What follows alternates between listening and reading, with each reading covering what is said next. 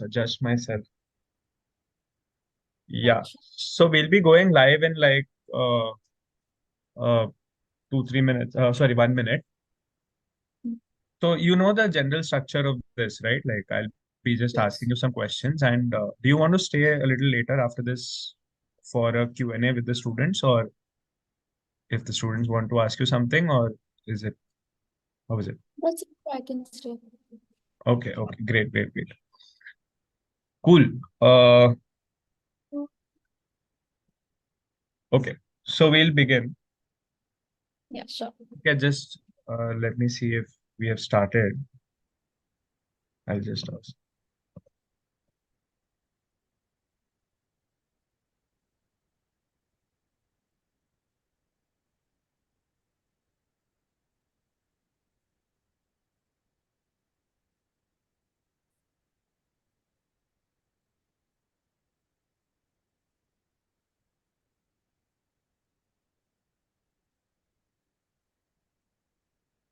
Okay, we've started. Okay. Yeah. So good morning, Sarah, and hearty congratulations to make it to Oxford. So Thank do you want to quickly introduce yourself to and also which specialization are you pursuing? Why did you want to pursue that? So little give us a little background about yourself, right? Okay, so hi, my name is Sarah Yusuf, and I am planning to pursue a master's in genomic medicine at the University of Oxford starting from the fall of 2024. So this course in particular, because I have an undergrad in biotechnology, and I always knew that I wanted to further do something in genetics. And this was basically, especially at the University of Oxford, I thought that this was particularly like the perfect platform for me to advance my career into research. Amazing, amazing. That's a pretty nice choice and doing something very, very different. And so, how did you get to know about Yocket and in this whole process? When did you know that, Yocket is there? Okay, so I actually came to know about this from one of my friends, Shriyadita. She's also currently using the service. And she actually gave me a really positive feedback on Yocket. And considering it's coming from one of my close friends, it prompted me to look into it. So I booked a demo call on the website, and I was really impressed by all the services that were offered. It was really cost effective as well. So that is basically how my journey with Yocket started. Amazing. So you took the All-Star plan or the Pro plan? Which one did you take? I took the pro plan. You took the Pro plan. Great, great, great. And so, how was your experience with the counselors and how were they? Oh, they were incredible, to be very honest. Yeah. I was actually really impressed. One of the main reasons I joined Yorkit was that each person would have their own team with like two counselors, an editor, financial advisor. For me, I had Neelkan Jitesh as my primary counselor and Shiva Wow. Division as my secondary counselor. And both of them, they were amazing. They helped me every step of the way, from shortlisting universities throughout the application process and even for the interviews as well. And even my editor, Suraj Tiwari, he played a very important role when it came to refining my applications, helping me with my SOPs or even further scholarship essays and stuff like that. So overall, I think I was really impressed by the teamwork that was displayed by the Yorkit team, and that is something that really stood out to me. Right. Amazing, amazing. So when did you start your apps? Like when did you decide that you want to study abroad? And when did you start your application process? And how did you go about it? Did you have to give some test scores? And how did you go about preparing? Like can you stress on the application process and how was it like for you? Okay, so for me, actually, I started it in July of last year, July of 2023. So I would say it takes, I would advise everyone to start early. It takes some time to collect all of your documents. In terms of tests, because I was applying to the UK, there wasn't any standardized test I was required to give, like GRE or GMAT. So I only had to give IELTS. And even for IELTS, I would advise people to not delay it because even though they tell you that your results will come in a week or it'll come in a few days, for me, sometimes there is a delay in the results. For me, it took around a month just to get my results back and for me to get like my official test score. So I started like almost, I think, 6 to 8 months before I submitted my application. And then it's very time consuming. You have to write multiple essays, you have to write Exactly. SOPs. Yeah, you want scholarship, so you have to answer more and more questions. And it even filling out the forms is really time consuming. So just start early and make like a proper timetable that this day I have to complete this day I have to finish that. Right.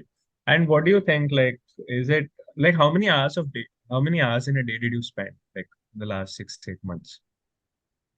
uh I would say, On an average. so Like, I on know an that average, some days you would be like, yeah, the whole day you you're typing out the SOPs, you're like, no, this is my story, you're putting it out there.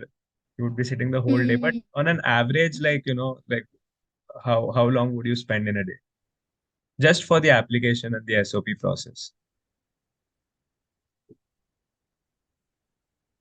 I would say an hour every day. Like not too much also. Just you Yeah, start early. The thing about starting early is that you're exactly. able to do like things at your own pace.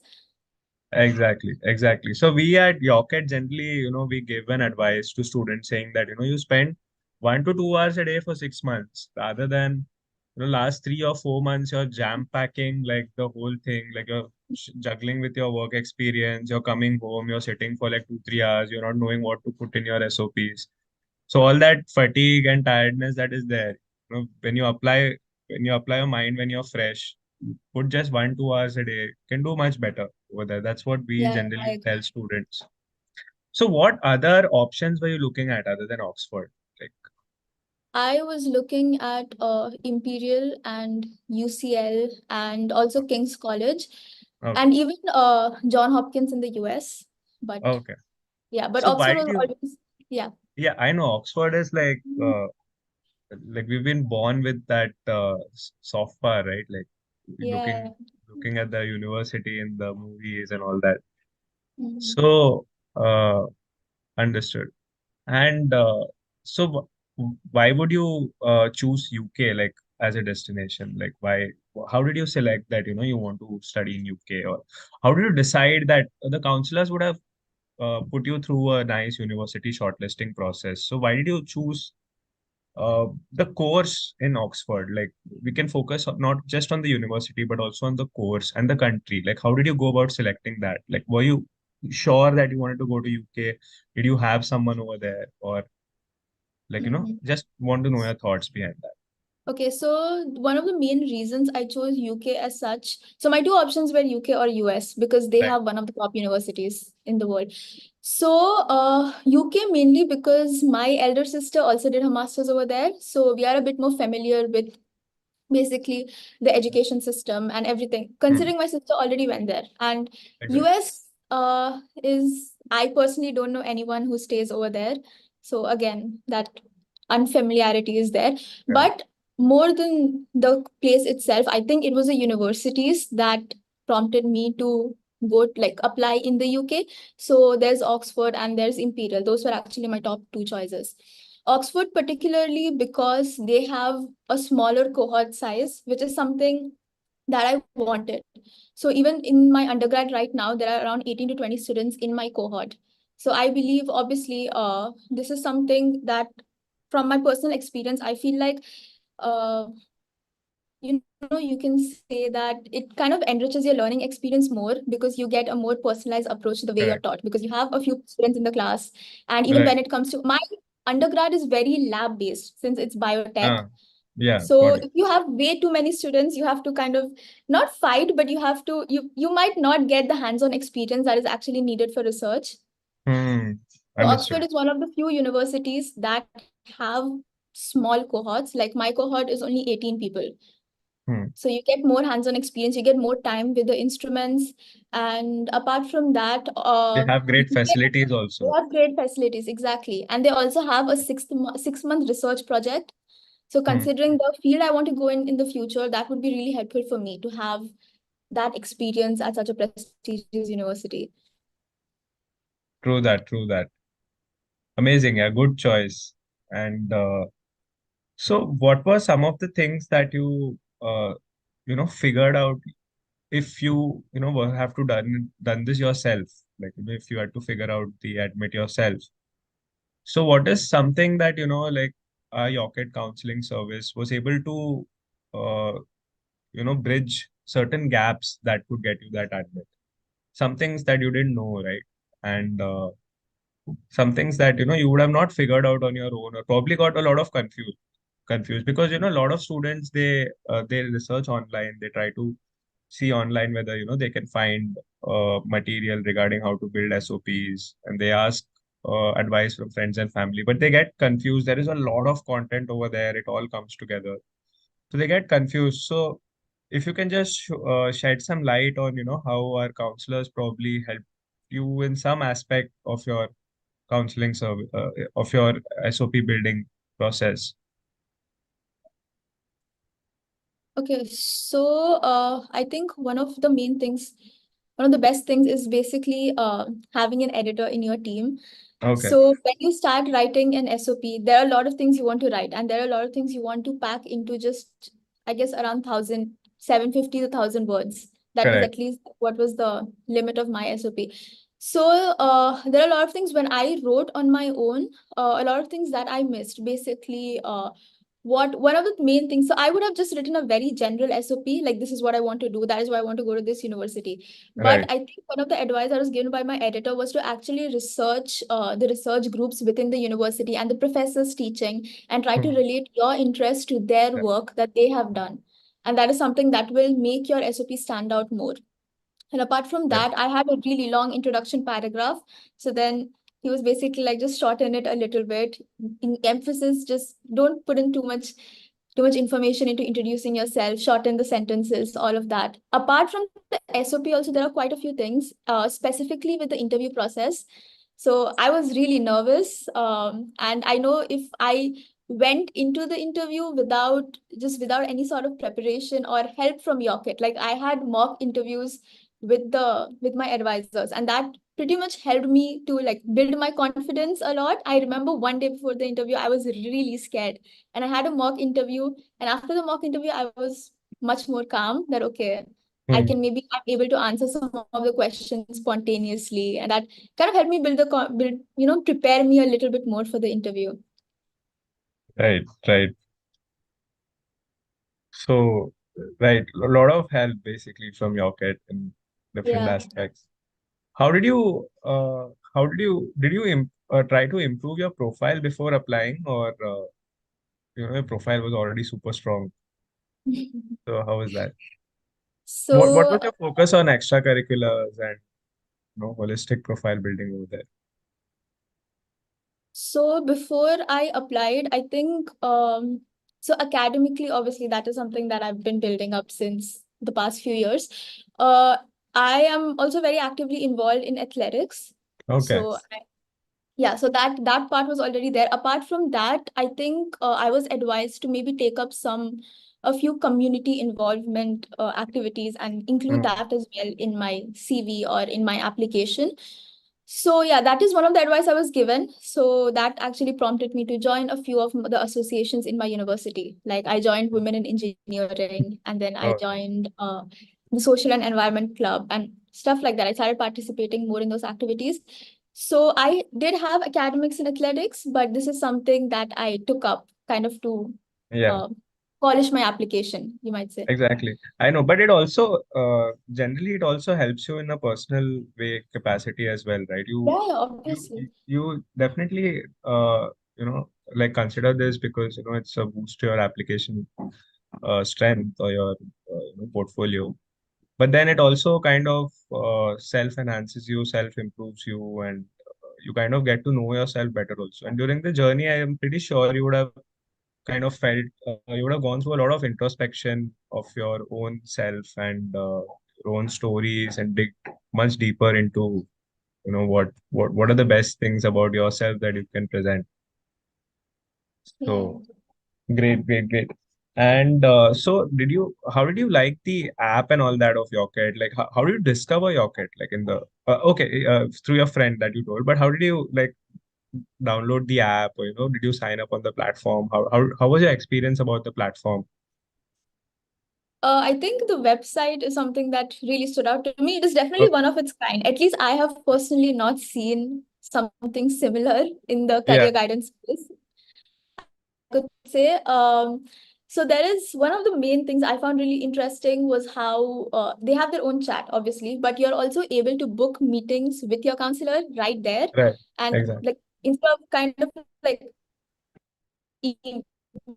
messaging them or emailing them like, hey, when can we have a meeting and stuff like that, you can just book the meeting directly, and then whatever time is convenient for you, and then just have a meeting at that particular time. Apart from that, there's a designated space to keep all of your documents, and then there's a place to have all of your Right. shortlisted universities. So instead of, before I applied to Yorkin, I was just making Excel files, Word files, making different folders, and just Mhm. transferring folders from this laptop to that laptop to my uni, to like if I wanted to work in the library of my university, I had to again to keep transferring them to my university computer and then deleting them. And then so this is something that just had uh, everything is there in one place, which is very Lot of useful. hassle saved. Yeah, a lot of hassle saved, and especially because of the app, it's also there on my phone. So if I had to maybe like edit my Exactly. SOP on the way while I'm traveling, very convenient. Exactly. Definitely. Definitely. And so how was the feeling like, after cracking when you got your admit? How did you celebrate like or how did you feel like after 6 8 months, just thinking about my study abroad admit, thinking about the Oxford admit or probably the others that you applied to, like, like when that finally came, when that acceptance letter came, how did it feel? Oh, just a lot of relief, I would say. Huh. Kind of difficult to put into words, but really happy, a lot of gratitude, obviously, and also a lot of excitement just to see, what will come, what comes forward. I told my Yeah. family immediately, so everyone was really happy. And Yeah. then it was a very proud moment for all of us. We were all Amazing. excited. Amazing. Amazing. So what's your plan like, like after graduating from Oxford, like what do you plan to work in when, like what's the profession? I know you're into biomedical, but like genes and all that, but like what's the profession you're planning to follow? I would I would want to work as a geneticist. Okay. Basically, so there are a lot of hospitals where there are people born with rare genetic disorders. So there Okay. is kind of like genetic disorders, they have like some signature symptoms, Yeah. but you don't really know what the particular disorder is. So doing genetic testing for that, and then counseling families on what precautions to take and stuff like that. And just a lot of, I don't think there is enough awareness in basically India and even other Right. places where mostly Indians live, like the Middle East, let's say, for example. Okay. So just a lot of like before, let's say before marriage, providing genetic counseling to people and seeing the kind of precautions that need to be taken to prevent genetic disorders, because this is something that can be prevented. And I think we definitely need to work a little bit more towards it. And genetic testing, Definitely. yeah, and it's mostly available. It is a bit expensive, so it's not something that everyone can afford. So basic, but there are a lot of organizations that do provide genetic testing at a lower cost or for free. And my plan would be to work at one of these organizations. Understood. Understood. Pretty novel plan that you have, and a very deep ambition that you have, doing something good for the society, doing something beyond uh, just earning a salary. So that's pretty nice to hear, and uh, it's nice that the younger generation is thinking that way. And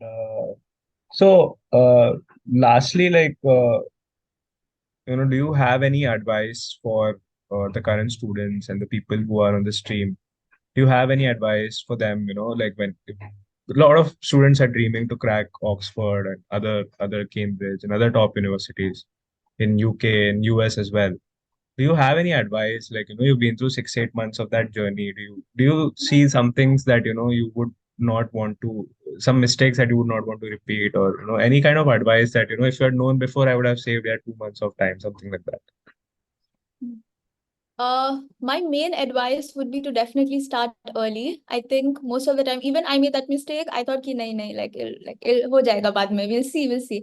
Yeah. But Definitely, I think start early. And one other thing is that it can be really nerve-wracking. So you're constantly worrying about whether I'll get in, what university will I get in, a lot of Right, other things. I think take it one day at a time, believe in yourself, don't let it overwhelm you to an extent where it impacts your performance. And that's about it. Like you, as long as you work hard, you stay dedicated, you will get a positive result. right. Lovely, lovely advice. Okay, and just before we end this, and we'll be taking up some questions. If you're open to like, spending five, Yeah, ten yeah, sure. minutes, we can kind of take some questions. We have an expert at Yocket also who would be joining us, who would be able to answer questions. But some students here might want to ask you personally, they might want to ask you certain question. But like just before we do that, like, what are the top three things you would recommend Yocket for, like, to others? Why would you recommend Yocket? So, firstly, you have one-on-one counseling, which you don't just have one, you have two counselors, which is incredible. So, and plus they're very meticulous with everything. Even if, Hmm. let's say, if one of the counselor is on leave for 2 days, like just Hmm. like 1 day or 2 day, you get an email saying that, okay, this will be on leave from this time to this time. And by that time, you can contact a secondary counselor and all of the details is given, which something I found really impressive that it was just for 2 days. And even then, all of the details were given that you have any queries within this time, you can. So Right. basically, very organized, very meticulous, you get one-on-one counseling. Yeah. Then second thing would be definitely for the editor, which I think is really important for having a good application because Correct. most of the time when they shortlist or even when they admit you, they don't talk to you in person. They just see your Hmm. application. So the way you Hmm. write, the way you fill out your application is very important. Yes. Thirdly, I would say definitely for the website and the app. So, like I said, it's something that puts keeps everything in one place. It makes things 10 times more convenient because I remember it being a hassle before I had the Hmm. website and the app. Hmm. So I think those are three things. Amazing, amazing. Thank you. Yeah, it was lovely kind of Thank you talking so to much for you. having me. Uh, but yeah, let's open the floor for questions. So we are streaming on YouTube. There'll be some questions over there. So I'll just, read out those questions. If we have, just give Yeah, me a minute. yeah, yeah, sure.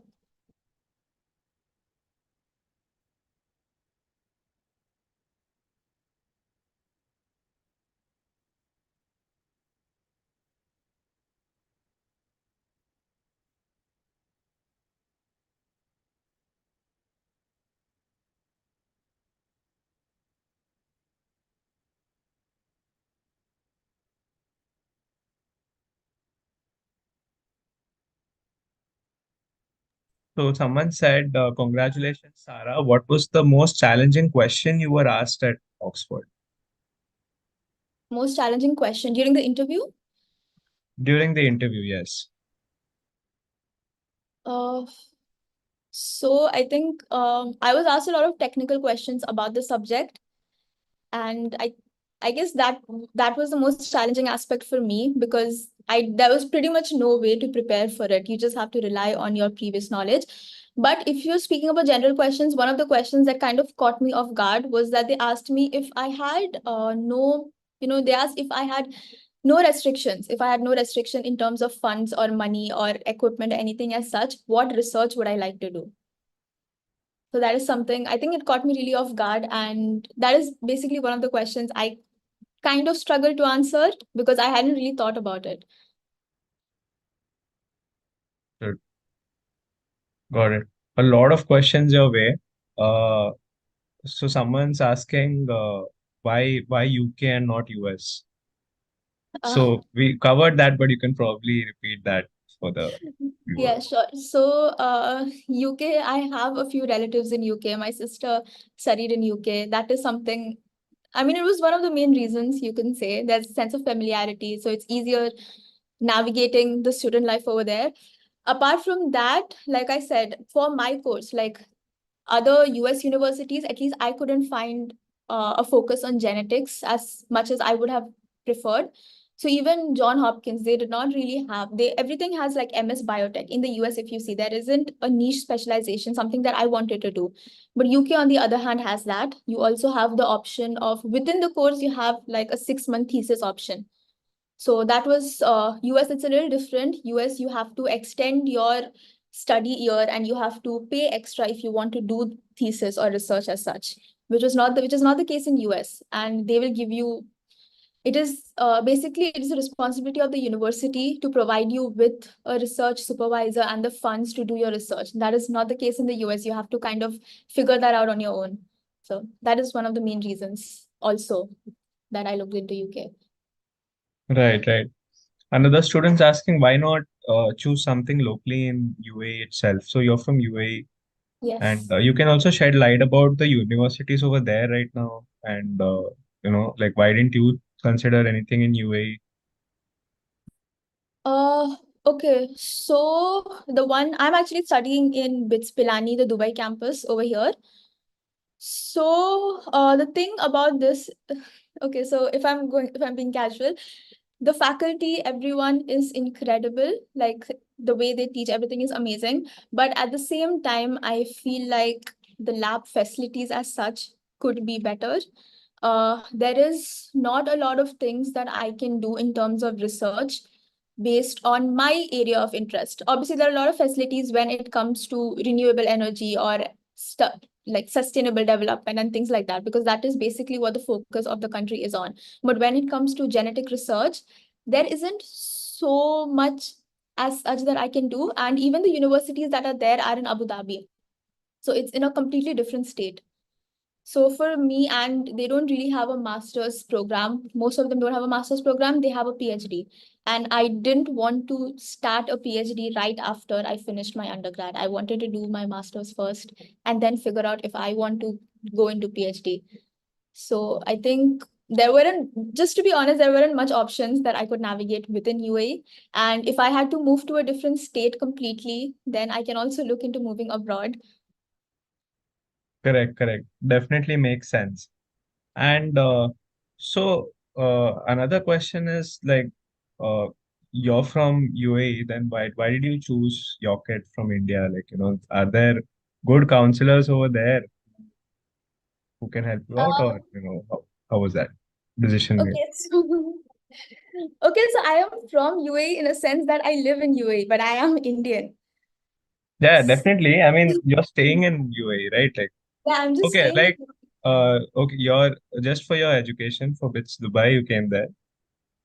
No, no, no. I have been living in UAE. Like I've pretty much been brought up over here. Okay, okay, okay. So then why didn't you go and choose something from UAE itself? Like, are there good counselors over there? Yeah, there are definitely good counselors, but I've had personally the people, my friends who've had counseling done from UAE, then basically they had two issues with it. Firstly, it is extremely expensive in a sense that even just for counseling, no editing, no help with the applications, just for counseling, I don't know, just to talk and tell them what all you need to prepare, I would say it is pretty much like triple the cost of what would be at your kit. So that is one of the main reasons. I was really impressed. Like it was really cost effective considering all of the services that were provided.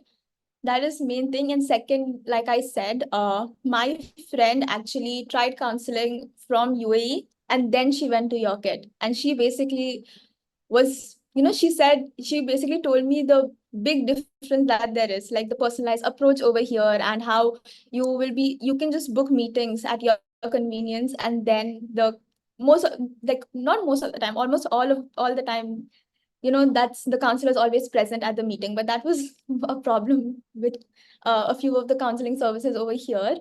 So you have to really try to, how you try to book a meet. You have to try to like be behind the counselor to meet with you and to help you out, which is, I mean, that's not something I wanted, Understood. obviously. Definitely. And I think you made the right choice also, and the I results think speak so. for it. Definitely. So one of the students is asking, does no work experience or a gap after graduation affect the chances of getting into Ivy League? So he's basically asking that if there is no, if he's applying with no work experience, or if he has a gap after graduation, like 6 months, one year after graduation, and he wants to apply. So does the Ivy League university, how do they perceive that? Do the chances get affected? So I'm not too sure about IV as such, but speaking from my experience, like I said, I am still in my undergrad. So I don't really have an extensive work experience such. I just have an internship.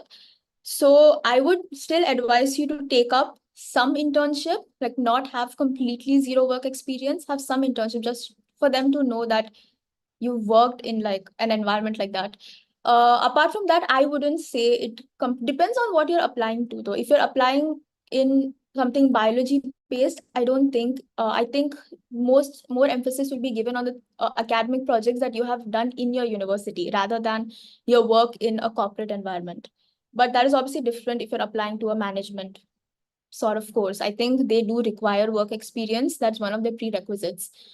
And I don't think a gap of 6 months or an year should derail your application as such. They might ask you about it in your interviews, or they might in your application. Even when I was filling out my application, I had a section to fill out if I want to convey something to them. Like if I have a gap in my resume and I want to convey Right. why there is a gap, I can. So as long as you explain yourself well, I don't think it should have any sort of Could be negative an issue. effect. Definitely. If you have like a valid reason for it, and Yeah. like you have come out through challenges, or you can definitely justify gaps. Very true. One more question. Which country is the best for masters in sustainable and renewable energy? Not sure if you know this, but if you know, you can answer. So, guys, Um, this is a very profile based, uh, personal goal based questions. You guys, we'll be sharing a link on the chat. You guys can have a 1:1 counseling session booked. One of our expert counselors will help you out with any kind of queries that you have. We have a detailed 1:1 session. Uh, okay, let me check if there are more questions.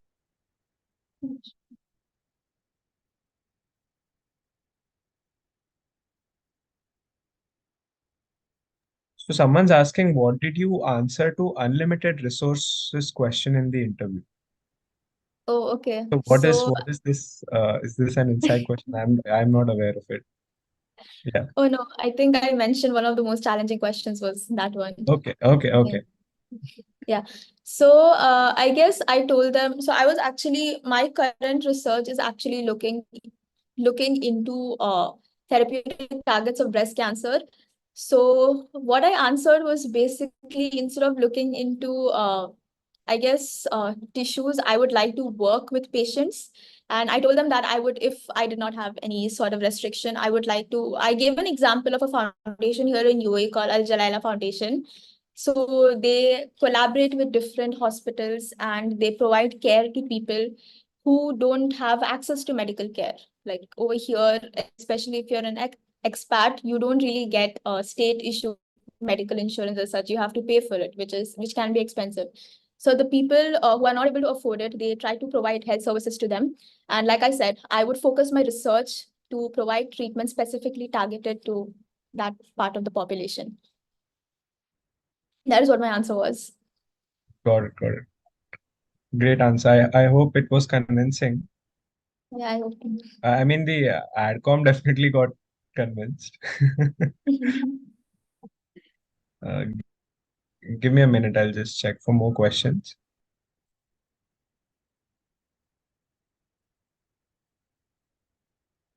Yeah. So another question is, can you crack a top admit on your own, like, without a counselor? Did- like I asked you in the beginning, like, if you were to do it yourself, then what are the challenges that you would have? But do you think that it was practically possible, like what you achieved without a counselor?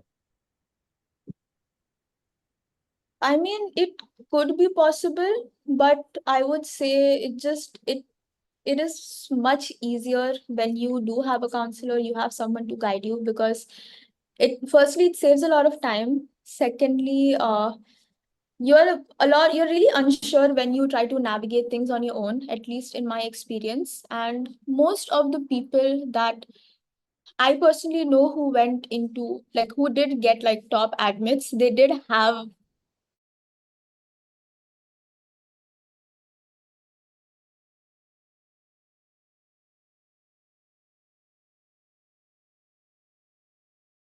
basically career counseling like your kid. Most of them, but I wouldn't say it's impossible or that you can't do it without a counselor as such. But you have to be that dedicated and you must be able to do everything on your own.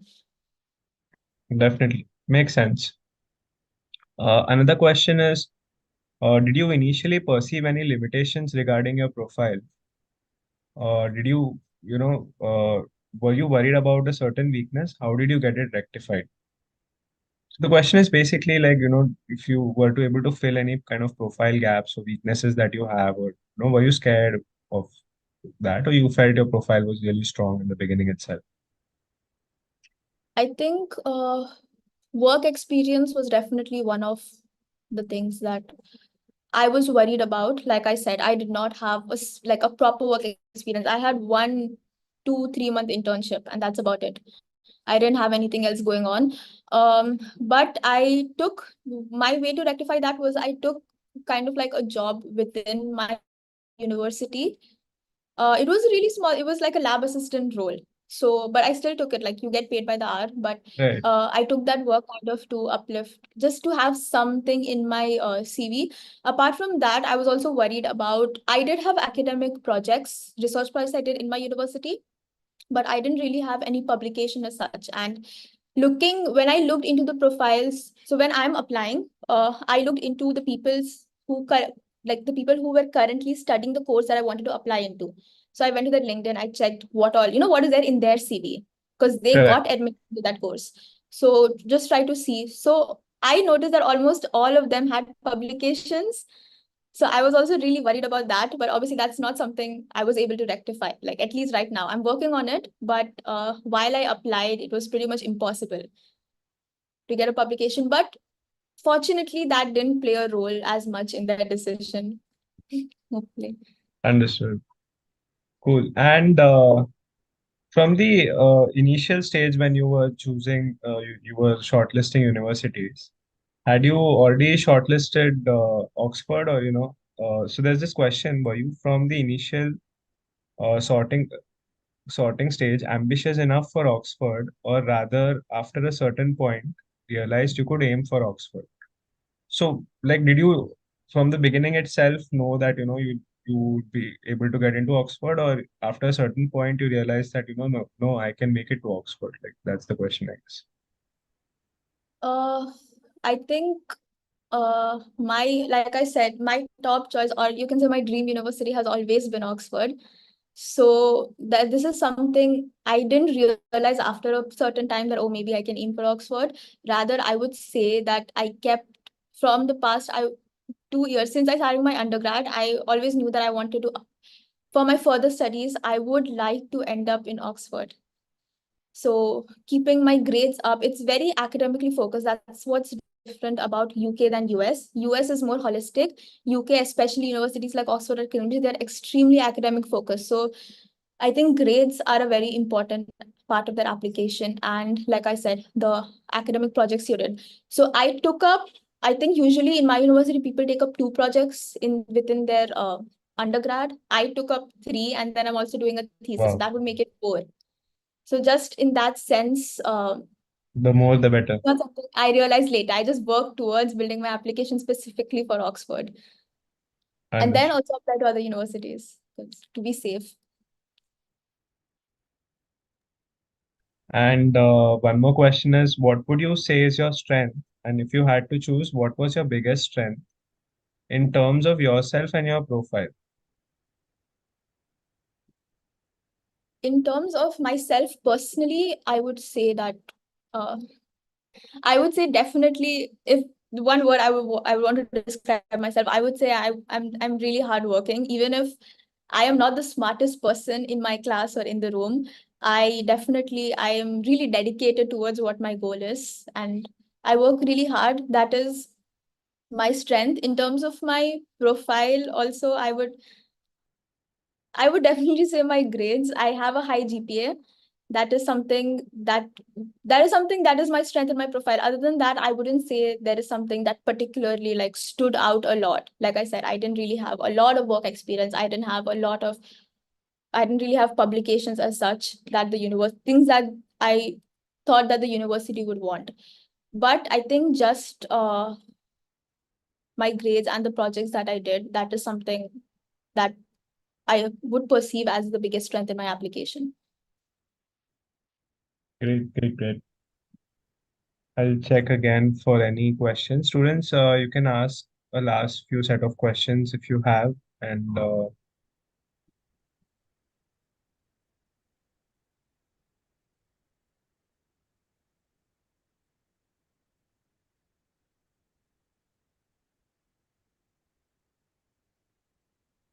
And guys, meanwhile, if you have any profile specific questions or you want to get your profile evaluated, there is a link in the chat. You guys can fill up that, and one of our experts will reach out to you, and you can have a one-on-one session, deep dive into your profile, understand whether you can make it into Oxford like Sarah, or any other university. So please do fill that form if you guys want an in-depth profile evaluation.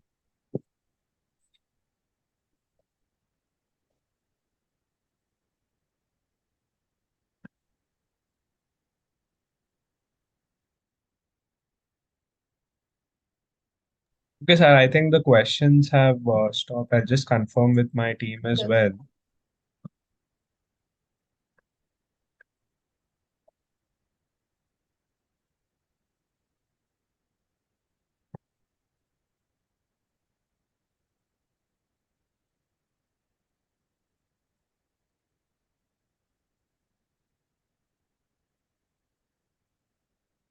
Okay, I think we have no more questions. And it was lovely hosting you, Sarah, and really nice to see people coming to Yorket, achieving their dreams, and having a broad smile the way you have. So definitely, this is something that Yorket is doing that is really worth it, and we also feel kind of inspired and by you guys and achieving that, and feel very proud that we have also been part of your journey, and so proud to have you as a Yorkit alum, and all the best when you're flying. Uh, I think end of September. End of September. So all your visa process and all done? Like, No, no, not yet. I mean, not I just got very recently I got my offer.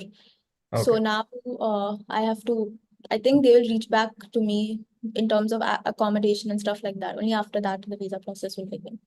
Great, great. Yorkit is helping you, so you don't have to worry about that as well. Okay. Chalo, Okay. see you. Nice hosting you, Sarah, and all the best. Yeah. Thank you so much for having me as well. Thank you. Bye. Bye.